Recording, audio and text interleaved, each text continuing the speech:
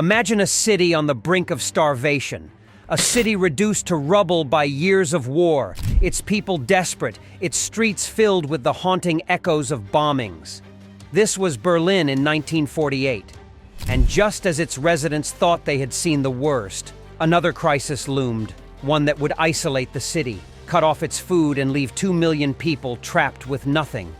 This is the story of the Berlin Airlift, the incredible rescue mission that defied the odds and saved a city from starvation.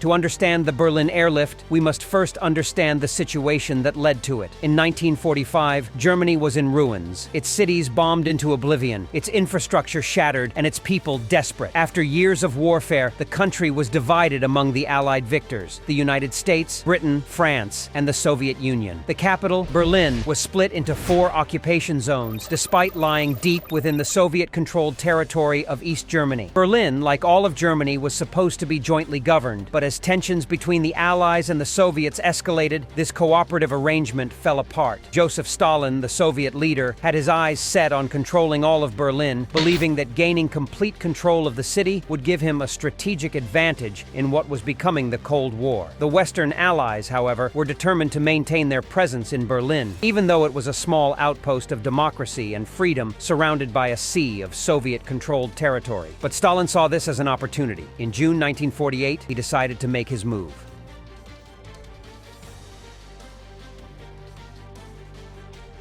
On June 24, 1948, the Soviets launched the Berlin blockade, sealing off all land and water routes into West Berlin. It was a move designed to force the Allies out by starving the city into submission.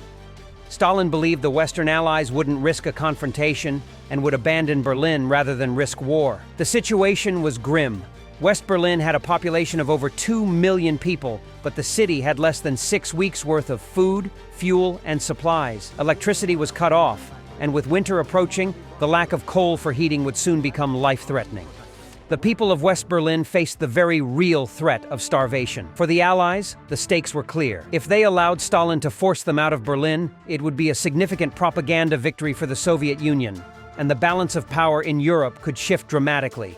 But the Western Allies couldn't risk a military confrontation either, as it could ignite a new global war, World War III. So they had to find another way. Enter General Lucius D. Clay, the man in charge of U.S. forces in Germany. Clay recognized the significance of Berlin as a symbol of resistance to Soviet aggression. He knew that abandoning the city was not an option. In a bold decision, he proposed what many thought was impossible: an airlift. Clay believed that if they couldn't get supplies into Berlin by land or sea, they could fly them in.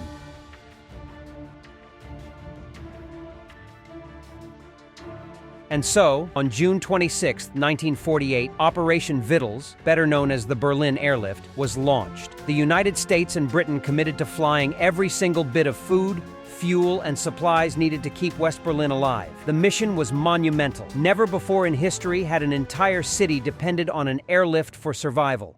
Initially, the Allied air forces had just a handful of transport planes, but the scale of the operation quickly expanded. Planes were flying in and out of Berlin around the clock, 24 hours a day. Tempelhof Airport became the hub for this life-saving mission. But the logistics of such an operation were staggering. The Allies needed to fly in over 5,000 tons of supplies each day just to meet the basic needs of the city. Every available plane was pressed into service. C-54 Skymasters were soon brought in to replace the smaller C-47s, allowing for larger loads. The Allies even built additional runways at Tempelhof to handle the sheer volume of incoming flights. It was a race against time, as each day brought new challenges: weather, mechanical failures, and the constant threat of Soviet interference.